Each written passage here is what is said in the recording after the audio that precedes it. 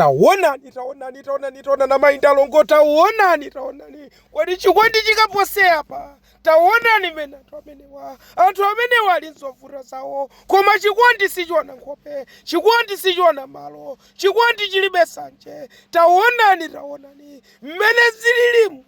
anthu amenewa akhala limodzi koma amunawo taonani akuti agulira ndithu khamisolo imeneyi akuti azivala mwaona pamenepo ndithu koma ngamanyazi mayiwa ngathamo mayiwa taonani koma rundi achisangalalo akuti tsopano kavalako khamisolo taonani kuyelekeza mmene izikhalira koma ruphwere lavuta kwambiri ndi achisangalalo kwambiri ndokondoseka mayiwa ziliko koma bambo amenewa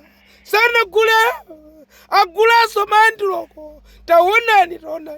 imeneyi kapiki topereka akuti azivalaso pamenepa sanagulika modzi yayi akuti azisinthira agula tiwiri taonani koma rumulithamo kopasi mulitu kunyang'wa menepo nawonso amunawa akuyambirira milomo ali kuli phwando langa ko usiku uno ziliko awiro amakondana kwambiri taonani mmene zililimu ndangati mwa inu mungakhale ndi chikondi ngati ichi kukondana wina ndi zake mopanda tsankho mosona mmene munthu alili ziliko anthu inu kondanani samalanani mmene zililimu koma ruziliko taonani